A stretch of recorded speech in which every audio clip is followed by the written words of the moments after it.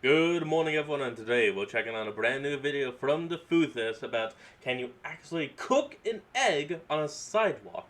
And I'll go ahead and save us the trouble. Yes, you actually can.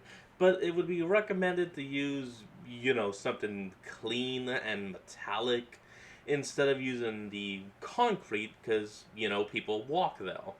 But, of course, we gotta let the theaters try and prove it to see if they can, so let's hop in and check it out. What you got? It is over 100 degrees. I'm locked outside of Jason's house, and I'm gonna cook some eggs on the sidewalk.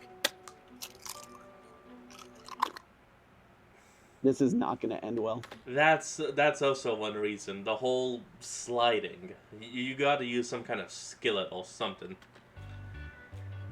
Oh. Hello, Internet! Welcome to Food Theory, the show that's so hot you can cook an egg on it. And that, my friends, is exactly what we're talking about today. It's a common phrase you may have heard at some point in your life if you've lived somewhere that gets unbearably hot in the summer. It's so hot, Texas. I can cook an egg on the sidewalk. The question is that really possible? It feels like you would need to have apocalyptic levels of heat to accomplish that. Luckily for us over on the West Coast, we have apocalyptic levels of heat right now. So I decided to step outside into the blistering Oh yeah, how about you come down here to Texas? I'll give you my skillet. sun rays Okay, it's my dad's skillet, but still. to test this out for myself. But in classic YouTube fashion, I can't just make an egg and call it a day. No, I'm gonna make an entire breakfast dish. Eggs, toast, and bacon. Now, I didn't want to be that guy and post up on a public sidewalk with a bunch of eggs and bacon, so I asked Jason if I could use his driveway to cook on. Let's just say he wasn't super ecstatic about the idea, so I decided I'd wait until he went out for errands, grabbed Amy, and started the clock. After all, a ticking clock is perfect for raising the stakes. All right, so first and foremost, we're gonna get started on our bacon. Now, it's gonna need the longest amount of time because it needs the most amount of heat. So what we're gonna do is put 2 slices of bacon directly on the pavement and 2 slices of bacon in a little tin foil baking dish. And hopefully one of these will cook. So let's get started. The aluminum foil dish will help serve as a comparison here. The metal of the dish should reflect heat from the sun and act as a sort of frying pan without actually being a frying pan. I'm only doing it with the bacon because of how Oh, hold on. Look at the bacon in the pan. It's still pink. Look at the bacon on the concrete. It's gray. much more heat it needs than the toast and eggs. Speaking of toast, Okay, so the bacon is down and it's hopefully slowly cooking. And before we get to the eggs, there's one more component of this breakfast that we need, and that is good old toast. So what we're gonna do is spray both sides of our toast and lay it down in the sun. Now, hopefully we'll actually get a little bit of a toast as opposed to just bread getting stale. We're gonna leave this here and go over to our eggs. so while the bacon and toast get God, going, here we it's go. time to grab some grade A eggs and get cracking. And while we wait for that to heat up, let's look at where this whole thing started. If I asked you to guess when was the first time someone proposed that the sidewalk was hot enough to fry an egg, when I would guess somewhere between 1960 and 1980. Presumably more so around 1970. I'll say 1972, just to give an exact year as a guess.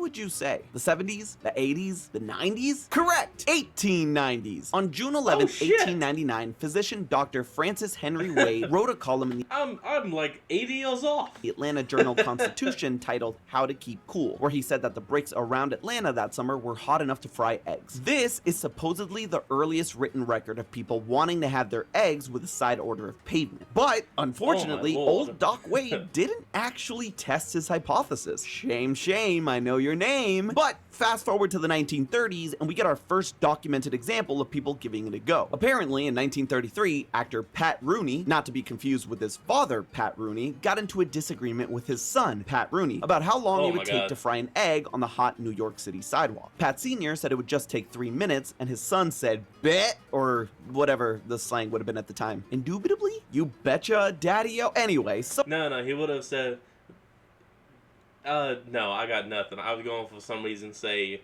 hey, like, by Jove, good sir, and then my brain just went nothing. I got nothing. someone then snagged this picture of them and 2 onlookers in the middle of Times Square. Apparently hot enough to fry an egg, but not too hot for suit and ties. The 30s were a wild time, man. But as it turned out, according to legend, Pat Sr. was right and the egg was cooked in under 3 minutes. Which, if that's the case, I better go check in on my egg. So the first one was disastrous. The white went everywhere. I am starting to see a little bit of color there, weirdly enough, but we've made this ring to keep most of the egg white in. Hopefully this will work. So okay, that could here be goes helpful. nothing. Egg number 2. Come on. Come on. Come on. It's a little better. That did not work. I said a little. That did not work at all. Perfect. Well, shoot, that is not what I expected. I guess it's just not hot enough here in LA to make this work. How hot does it need to be to fry an egg anyway? Way hotter, I found out. It turns out in order to properly cook an egg according to the American Egg Board, a thing I am simultaneously glad and sad exists, eggs need to reach a temperature between 144 and 158 degrees Fahrenheit, or between 62 and 70 degrees Celsius. I know I made a joke about it before, but this is literal levels of apocalyptic heat. The official world record for the hottest temperature ever recorded was 134.1 degrees Fahrenheit in Death Valley in July 1913. But we don't need the air to reach that 150 degree mark in order to cook the egg. We just need the sidewalk to get that hot, right? I mean, if you've ever stepped out barefoot on concrete or asphalt, you know that the ground can get way hotter than the surrounding environment. You can see on this chart, temperatures on the cement, the kind of material sidewalks and Jason's driveway are made of, can reach temperatures of 125 degrees on a 95-degree afternoon. Blacktops top out at a skin-melting 140 degrees Fahrenheit. And on a day like this, where the ambient temperature is 102 degrees, the two surfaces should at least get close enough to the temperature we need to cook the eggs. Question is, why do we need our eggs to get that hot? Can't I just keep them in a lower heat for longer and get the same effect? Not really. And to understand that, we need to zoom into our delicious egg and look at the science of egg cooking. Eggs are made up of about 40 different proteins, which is why eggs are such a good source for dietary protein. These proteins are able to bump into and slosh around with other proteins in the eggs when they're liquid before you fry them up. But once you heat them to that magic temperature around 150 degrees Fahrenheit, the bonds inside these proteins start to break down and they start to untangle, a process called denaturing. Once that happens, the proteins all start to bond together, forming a web-like matrix of proteins. This is called coagulation, and it's why our cooked eggs solidify. And here lies the issue for our sidewalk sizzling. If the eggs don't get to that magic 150 degree mark, then none of that happens. But none of that matters if I can't get the egg to stay in one spot, which brings us to egg number 3. All right, mistake number 1 was agreeing to do this episode. Mistake number 2 was wearing all black on a day that it is 102 degrees outside. Mistake number 3 is whatever this is. But I'm serious, dude. You should have just gone out like a cookie tray, a cookie sheet. Or even a skillet. Literally anything like that. And it would have been better than actually cooking it on the sidewalk. Hopefully this will stop the egg from running out. This little contraption that we have invented here. And by we, I mean me. I did this all on my own, no help whatsoever. And it's actually working. There's minimal slippage, and it's actually staying in place. Huzzah! With the egg finally staying in one spot and not just running all over the place, the proteins will actually be able to bond with one another in the heat. Or at least they should. The other X factor in this dish is the bacon. Like eggs, bacon needs to be cooked to a temperature of at least 145 degrees to avoid all sorts of nasty bacteria like salmonella. I should clarify that that's internal temperature. So just having the cement or the asphalt almost get to that won't cut it. That's why leaving it out for the entire 2 hours on both surfaces is crucial to get anywhere near close to edible bacon. Half an hour later and the strips are definitely starting to cook. The fat is sort of rendering and the meat is actually kind of browning on the driveway. The heat was only getting more intense, so it was time to get cracking on egg number 4, aka the asphalt egg. Ooh, okay. This is a lot hotter than the pavement on the driveway. That's the asphalt black. Like hurts to the touch. So let's hope that this works out. And hope is definitely still hanging on, especially with how the bacon on the street's been cooking. What we see here in the bacon is that it is much more cooked than the bacon that was on the pavement. It's drier. The fat has been rendered. You can actually kind of see it's not as like white anymore. It's a little more translucent. So it has been cooked. It's been more dehydrated because of how long it's been out here, but the temperature on the asphalt is clearly much higher than the pavement. Even sitting on it, my butt is burning, whereas over there, like, it was hot, but it wasn't uncomfortable. So I'm thinking this might actually cook. Oh, and I'm cooking, chef, in so many different ways. Can skin melt right off the bone in this heat? Food theory for another time. Meanwhile, I cracked the final egg next to my bacon and toast using our little plate contraption to keep it all together. This way, we have 3 different locations to ensure we have eggs with unobstructed sunlight. We need every leg up we can get since we're doing this au naturel. I say that because technically there's a rule book for this that we could consult. Every year since 1983, there's been a competition held to see who can cook the best sidewalk egg, smack dab in the middle of the Arizona desert along historic Route 66. The small town of Oatman, Arizona holds its annual egg fry competition every 4th of July. And by the way, when I say small town, I mean small town. 102 people small. I've seen more people in a tent. In fact, if you go to Oatman on any given day, you'll probably find more wild donkeys walking around the town than people. Actually, one of those donkeys, Walter, is the honorary mayor of the town. It's a literal jackass politician. And let me tell you, they take their sidewalk egg frying seriously. Hey, but in this case, it's a cute jackass. According to their rules, you can actually construct frying pans from aluminum or even a freaking solar oven like this. That oven actually won the 2010 contest and got up to 300 degrees Fahrenheit. Now that's totally fine and dandy by their rules, but to me, that seems a bit like cheating. It's like saying you're gonna cook dinner for your date and it's really just you heating up a frozen lasagna in the oven. So no fancy solar ovens, just good old-fashioned ground for me. But I'll definitely come to regret that decision after checking back in on the eggs. Oh, that is so weird. That is so weird. Get in here, actually. What? So, it's actually like congealed, definitely like solidified. It's not cooked, but it like feels like a jellyfish. It's solidified. Ooh, and the yolk is like hard. It's like crunchy. This is so disgusting. I would never want to eat this, but I can't stop touching it. The slow and low cooking ended up making the whites of the egg feel more like a jellyfish than anything else. It's still completely transparent, meaning the proteins haven't fully denatured and rebonded, but they're at least partially on their way there. The first 3 eggs that we cracked, though, had something else going on that was interesting. The yolk had completely hardened on top, while the rest was still completely liquid underneath. The top of the yolk is just hard. It feels like the world's best like pimple that you want to pop.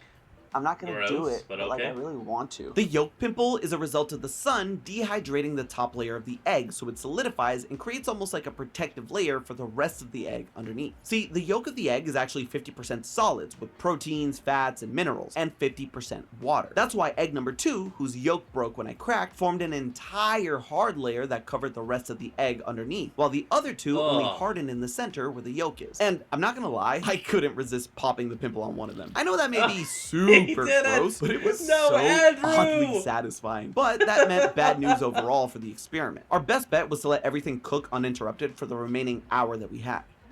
All right, so it's been 2 hours, and that is the egg whites are a lot more congealed than the others. Unfortunately, a lot more was still way too uncooked to scrape off the ground easily. Hopefully, the other eggs are a different story. Looking at our first 4 eggs, it's much closer to like a steamed egg than it is a fried egg or even a cooked one. Steaming is exactly what happened here. See, the biggest difference between the concrete and asphalt that we use for this experiment and, say, a stove is that the heat source on your stove comes from below and constantly, and the pan you normally use is a great conductor of heat. Concrete has none of those features. It's heated up from above by the sun, and it sucks at conducting heat. So even though it was close to the temperature we needed to cook our eggs when we cracked them open, as soon as the eggs touched the ground, they actually lowered the temperature of the concrete and cooled it. Without a heat source to bring it back up from underneath or even the sides, the eggs had no chance of cooking. And hours of dry heat slowly dehydrated the moisture out of the top layer of the egg, leaving it to steam up inside, which meant that the egg whites were almost completely gone by the time our 2 hours were up. Luckily, our final egg managed to not totally evaporate in the sun. So clearly the bottom was able to cook a little bit better. That's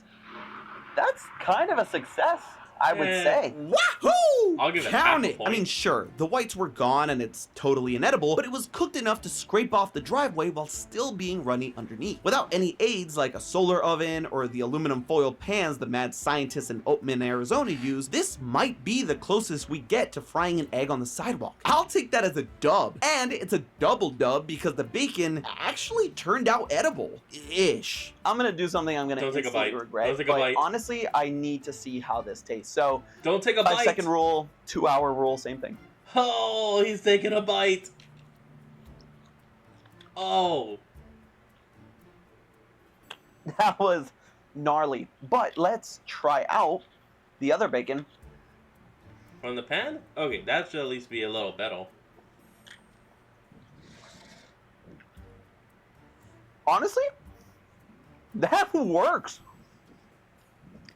It's chewy.